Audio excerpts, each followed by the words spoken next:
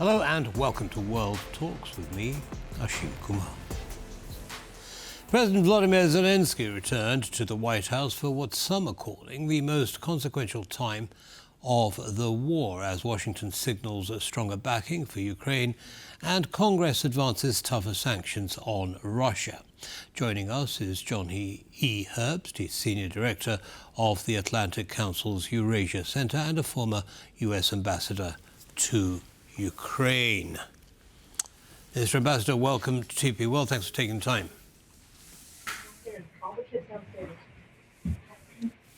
Hello? Hello. Yeah, just checking the sound.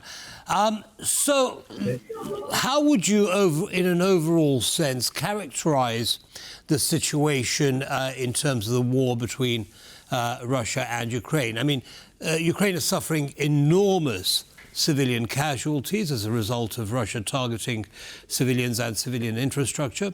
The front line isn't moving at all. Ukraine is carrying out deep strikes into Russia, but overall it seems pretty static, wouldn't you say?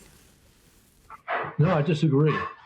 I don't disagree with the specific points you raised, but really what you've got is Putin is killing civilians at the rate of maybe 100 or 2 or 3 a month. Ukrainians killing soldiers at the rate of up to 30,000 casualties a month, of whom many are dead and others are wounded to the point where they cannot return to battle. So Russia is unable to replace its troops.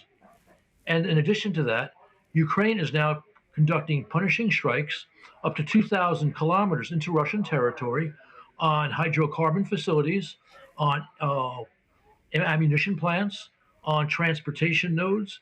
And this is creating serious domestic political problems in Russia and doing major damage to the Russian economy. Okay, you talk about serious political problems in Russia. What does that mean exactly? Well, we see major gas lines at people try to fill up their cars across the length and breadth of Russia. People complaining about this. Ditto people complaining about airports being shut down because of incoming drones. And there's criticism of the Russian leadership. Now, I'm not saying that we're going to see Putin fall tomorrow, but these things were unknown 6 or 12 months ago. We even see the most chauvinist elements of Russian society, the war bloggers, talking about how Russia is unable to cope with Ukraine's drone strikes.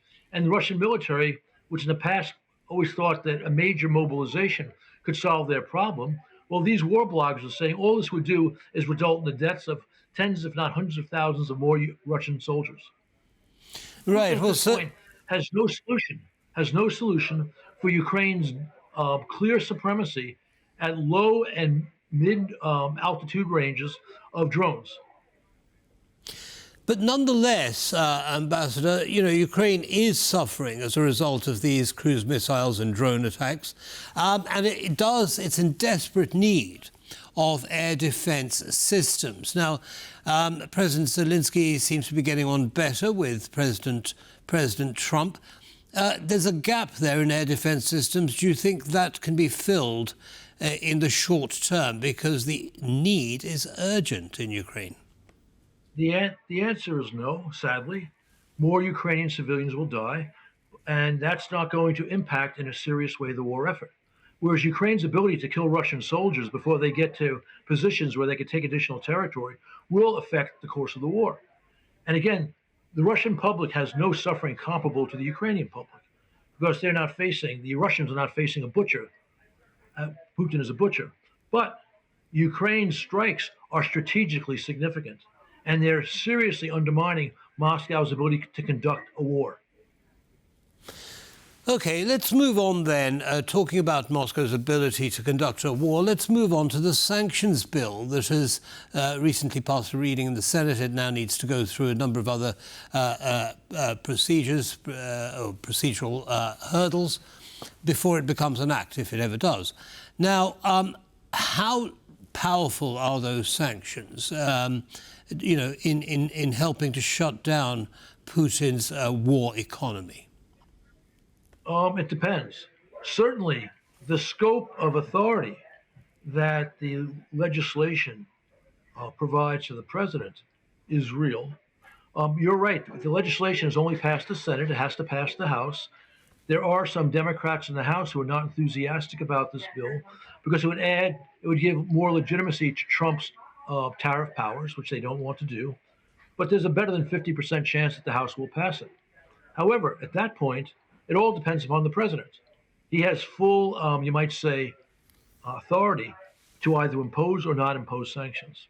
If he imposes it, this will produce serious new pressures on the the Russian economy. That would be a good thing. Whether or not he chooses to do that, however, is a question mark. Yes, absolutely, and we shall wait and see. When do you think this, if it does pass, when do you think it's likely to pass, this bill? Well, obviously, this session of Congress ends sometime in January. We'll have the election in November for a new Congress, which will come in at the end of January. Uh, but again, I suspect it will pass, not guaranteed. Let's say I believe that there's a 60 or 65% chance it will pass in the House.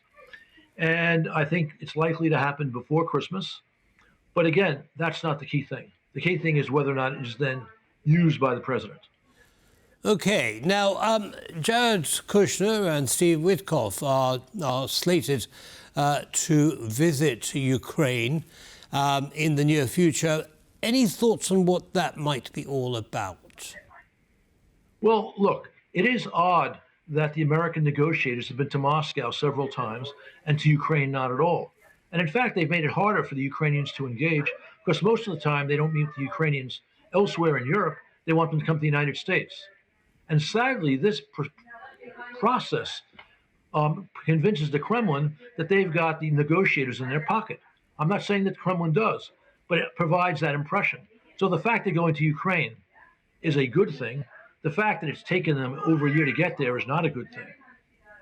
Right, but I mean, so are you suggesting that basically they're going there to progress peace negotiations? Well, they want to. They are the negotiators to achieve a peace deal. The Kremlin has refused a half a dozen, if not more, Trump proposals for peace, proposals which Zelensky has accepted. And I think, I hope, but I don't know, that they're starting to understand that the problem to their efforts to achieve peace is Vladimir Putin and not Volodymyr Zelensky. Right. Well, that was going to actually be my next question because, as you say, Putin hasn't come close to the negotiating table. He keeps changing his terms of at least a ceasefire even. Surely, it seems as though the negotiations are banging their head against a brick wall. They are heading against a brick wall because Putin doesn't want a negotiated peace.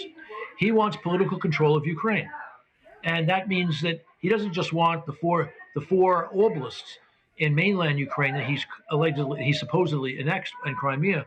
He wants to take a good deal more territory, and he wants a government in Kiev that listens to his national security preferences. And obviously, Ukraine's not about to do that because that would forfeit their sovereignty. And Trump has said since before he returned to the White House, he would like to see an independent, stable Ukraine emerge from this war. Right, absolutely. I think many people would. Now, I'd like to ask your opinion, Ambassador, on the situation in Crimea. As you say, it has been, largely cut off from the mainland. How difficult are things for those still in Crimea? And do you think this is the beginning of a re-takeover by Ukraine of Crimea? I think you can watch the Russians to figure out how difficult things are, right? The command headquarters of the Russian Black Sea Fleet moved this summer from Crimea to mainland Russia. Russian tourists who used to love coming to the Crimean beaches have fled the peninsula. And we know from the emergency measures taken by the Russian administration there, they are facing severe energy and even food problems. And they're also facing weapon supply problems. Russian forces have been sitting on the Kinburn Spit, which sticks out into the Black Sea from western Crimea, not too far from Odessa, since Russia took the peninsula in 2014. Some of those soldiers have left because they're not getting the supplies, the military supplies they need. So all of these indicators suggest that Moscow has a very serious problem in Crimea. And I don't rule out the possibility, if Putin continues this war, despite all the problems he faces, he'll wind up losing Crimea. I certainly would like to see that, but I'm not telling you for certain that that'll happen. Understood. Well, Mr. Herbst, thank you very much indeed for sharing your analysis with our audience, and have a good day. Thank you. My pleasure. Bye-bye. Anytime. And that brings us to the end of this episode of World Talks. Don't go away. As always, lots more coming up.